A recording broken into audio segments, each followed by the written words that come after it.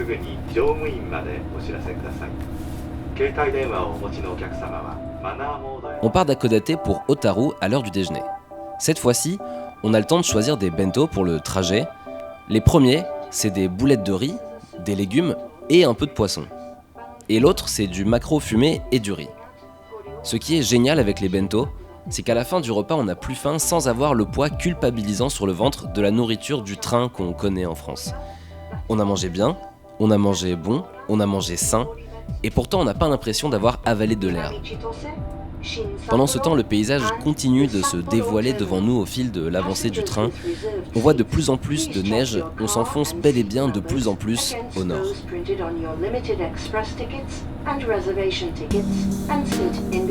Pendant le voyage, je me dis que tout ce que je vois dehors, je ne l'ai jamais vu. Je le découvre, et en même temps que je le découvre, je peux dire sans me tromper que je le vois pour la dernière fois de ma vie. Cette cabane, je la vois pour la première fois, et dans la même seconde, pour la dernière. Je ne sais pas trop quoi faire de cette idée qui me traverse l'esprit, mais je la note quand même dans mon carnet. Le voyage dure environ 5 heures. On change de train à Sapporo, la plus grande ville d'Hokkaido, et on arrive à Otaru à la tombée de la nuit. On a faim, on rêve de manger des ramen, sauf que le dimanche soir, c'est un truc qui est assez bien répandu dans le monde. Tout est fermé, mais petit miracle, on trouve un ultime truc ouvert, c'est un restaurant de ramen. On entre nos commandes sur le distributeur qui imprime tout ça sur de petits tickets colorés pendant que les enceintes jouent de la J-pop à fond.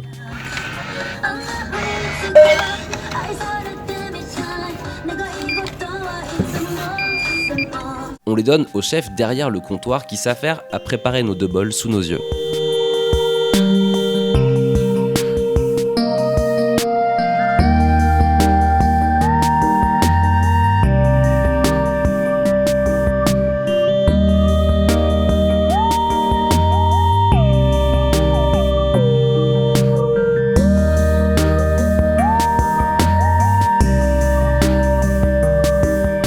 J'ai pris un ramen aux fruits de mer, c'est bon, pas incroyable pour être honnête, mais on en avait tellement envie et il nous sauve tellement d'un repas raté que je ne me permettrai jamais de le critiquer plus que ça.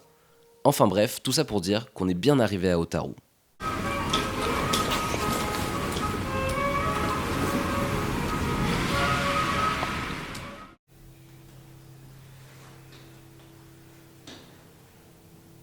Ouais, ça c'est le plan de la journée dans les chiffres, ça c'est le plan de la journée dans les faits.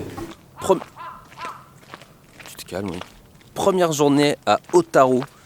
Otaru qui est une toute petite ville qui est à peu près à mi-chemin dans le nord d'Hokkaido, enfin qui est quand même dans la partie sud, mais au nord du sud on va dire, et où il y a beaucoup plus de neige qu'à Hakodate. Voilà, Otaru alors on pourrait croire que ça veut dire hôtel en japonais, mais en fait c'est un mot qui veut dire en ainu qui veut dire l'eau qui ruisselle dans la terre. Voilà. Parce que j'imagine que c'était un delta. Et c'est aussi la ville des sushis. C'est connu pour être la ville des sushis. Et bon, bah là, on va aller au marché aux poissons, au sushi shop. On espère qu'ils ont dû avoir un énorme sushi shop du coup. Bah, j'espère le meilleur apparemment. Ouais, on croise les doigts.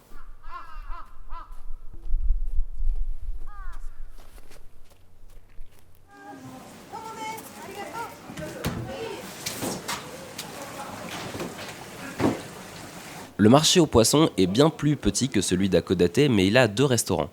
On en choisit un au hasard, on pousse la porte, ou plutôt on glisse la porte. Dedans il fait chaud et le son de la télé tapisse l'ambiance. On commande un peu au hasard des images sur le menu. Quelques pêcheurs viennent prendre aussi leur petit déjeuner, ou plutôt leur déjeuner, vu qu'à mon avis ils sont levés depuis 4h du matin. On se réchauffe avec du thé bien chaud en libre service.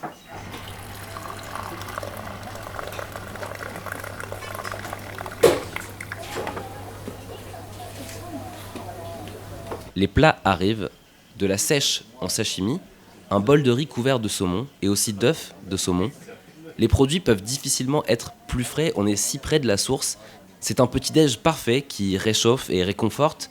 On n'a vraiment pas envie de partir, mais il faut bien quand même aller visiter la ville. Bon, je crois qu'après ce repas, j'aurai plus jamais froid pendant 3 heures. Tu tiens chaud ? Tu auras plus froid toi non plus ? Là c'est bon. Ok, super. Là maintenant on va dans un parc, on va voir ce qu'il reste d'un parc parce que si ça se trouve il est complètement enneigé. Mais c'est un parc qui fait face à la mer une fois de plus. Et là c'est vraiment la zone portuaire. C'est la zone portuaire. Tout est portuaire quoi. Avec le marché aux poissons, les camions. Le problème de la neige, c'est que le parc il est complètement frisé. Et ça, c'est censé être le parc. Du coup, on peut pas trop y aller.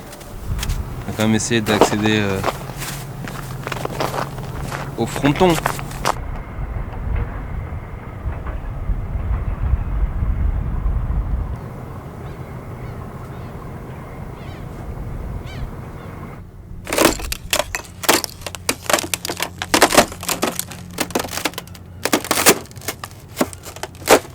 Pour aller à notre prochaine destination, on passe par le canal d'Otaru, qui est ça, juste là, comme ça.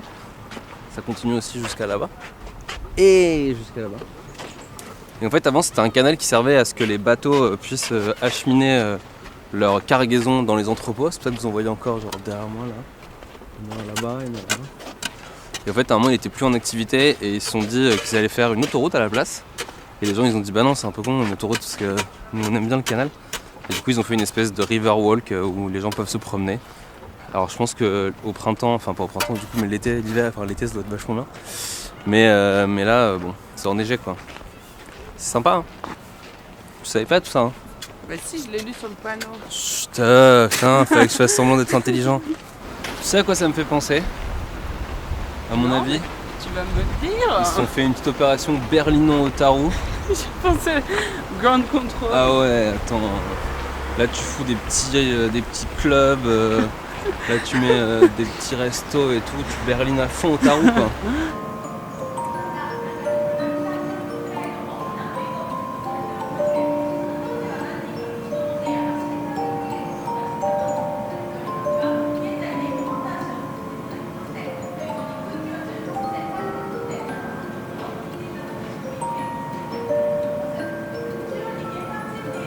Qu'est-ce qu'on a pensé du musée des boîtes à musique? Rien. On a aucun avis. Moi j'ai trouvé ça un tout petit peu flippant. Là, on va manger une aisukrimu au matcha. Ah bon? Oui. Maintenant? Bah ça on en mangera pas pas manger après. des sushis. Bah après mais sur le chemin. Il y a une Ah oui, forcément, sur le chemin. On mange Sur le souvent chemin il y a glace. une boutique qui fait des aisukrimu au matcha. C'est la spécialité, on est obligé de goûter. Et sur le chemin, il y a aussi une boutique qui vend des croquettes, des petites croquettes farcies à la viande ou au poisson. On va pas revenir bientôt dans l'île, et surtout à Otaru, donc il faut bien qu'on goûte cette spécialité. Ah bon? C'est très comfort food. C'est genre une petite... je sais pas ce que c'est. Je sais quand je vais faire Du furler panko. en mer. Ouais, t'es pas encore prête. Hein. Tiens, regarde. Remets-le. On va couler. Je sais pas. En fait, c'est une petite croquette de bœuf et fromage avec du panko. Ça a l'air bien. Et finalement, bah, la glace au matcha ensuite, toujours pour cette même raison de on va pas revenir bientôt ici, tout ça. C'est exactement ce qu'on peut attendre d'une glace au matcha. Comme pas ça, je C'est bon? Si.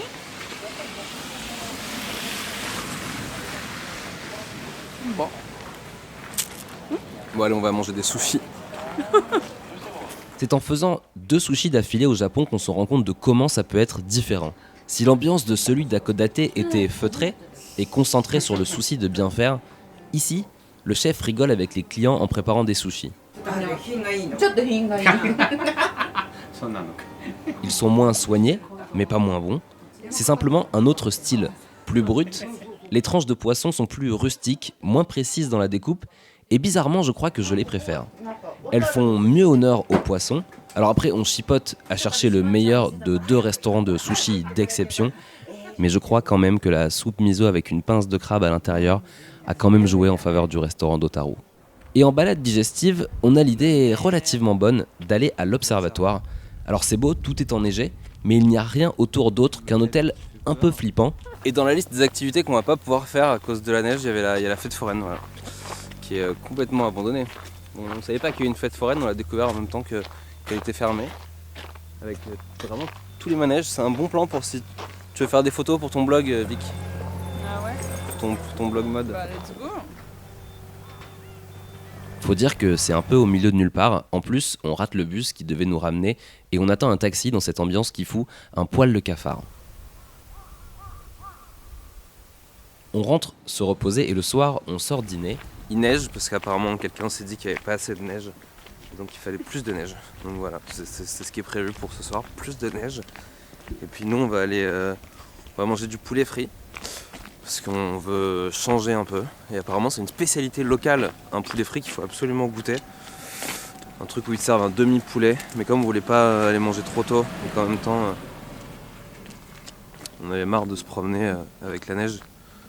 Parce que nous ça fait 2 jours qu'on a de la neige, on en a déjà marre. J'imagine les gens qui ça fait 6 mois qu'ils ont de la neige.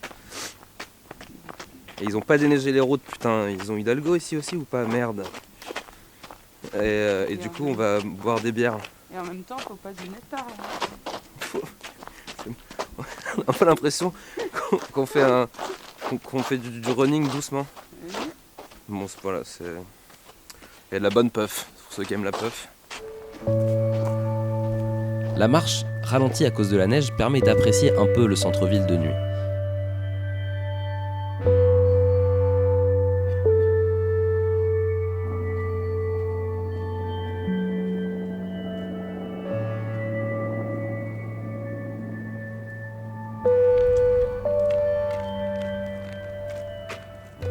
Le restaurant où on va sert du poulet frit, soi-disant le meilleur de l'île. On attend dans une salle d'attente avec un ticket pour être placé et on commande la spécialité, un poulet rôti frit. Oui, rôti et frit. Alors, pour être honnête, c'est pas terrible. Ça n'a pas grand intérêt. Déçu mais pas choqué, on rentre à l'appart en faisant quand même une escale dans un bar à whisky colonisé par des bikers locaux.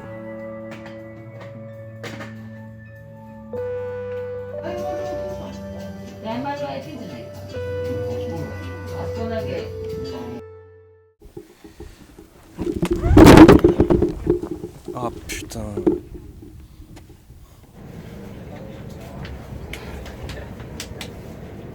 この先揺れることがありますのでお気をつけください。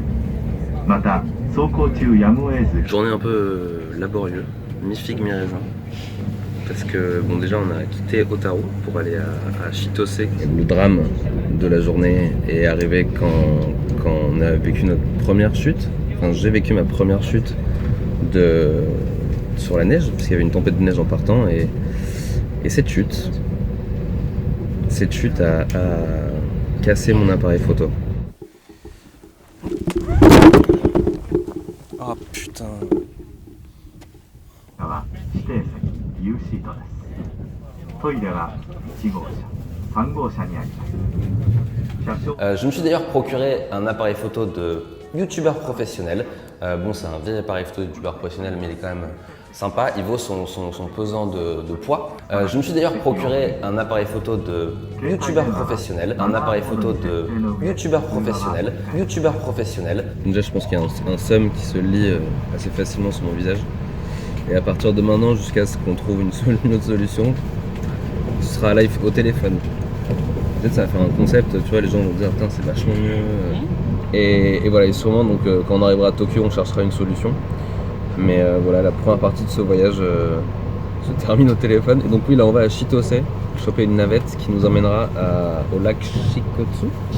Au lac Shikotsu, où on a réservé dans un ryokan. Les ryokans, c'est des auberges japonaises qui font genre all inclusive avec du manger japonais et surtout des bains.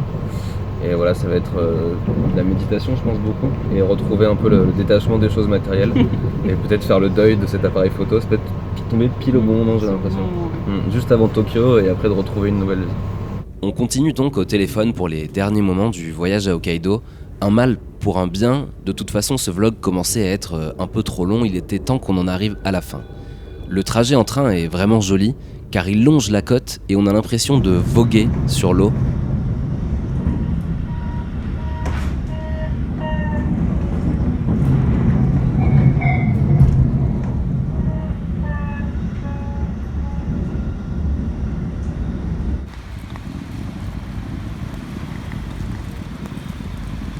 On est à Chitose qui est une ville. Et faut qu'on trouve maintenant, faut qu'on trouve le bus numéro 4 qui est là en fait. Et je sais pas si ça se voit à la caméra, mais il neige comme il n'a jamais neigé ici. Enfin depuis notre arrivée quoi. J'imagine qu'il a plus neigé ici dans l'histoire de la ville, mais.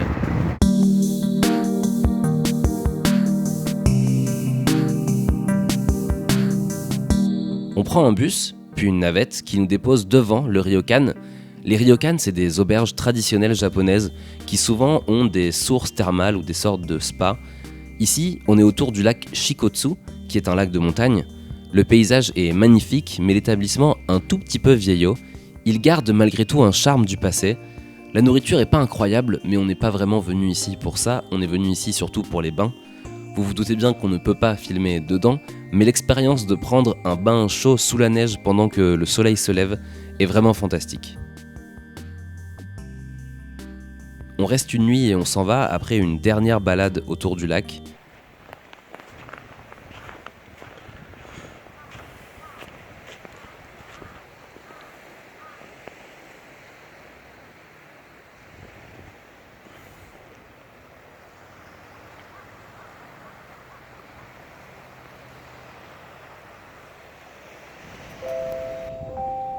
Dans une des gares, une sorte de musique relaxante est diffusée par les enceintes. Ça crée un sentiment bizarre un peu mélangé entre agréable et étrange.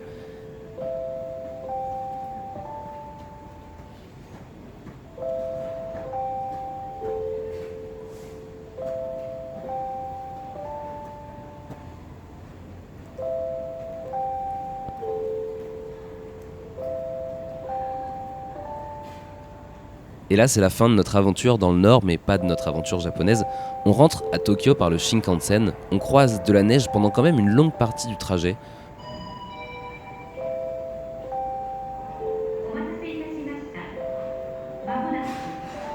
On s'arrête dans des villes inconnues mais immenses avec des gratte-ciel et des lumières partout. On arrive à Tokyo dans quelques heures et j'espère que quand on s'y retrouvera, j'aurai une nouvelle caméra.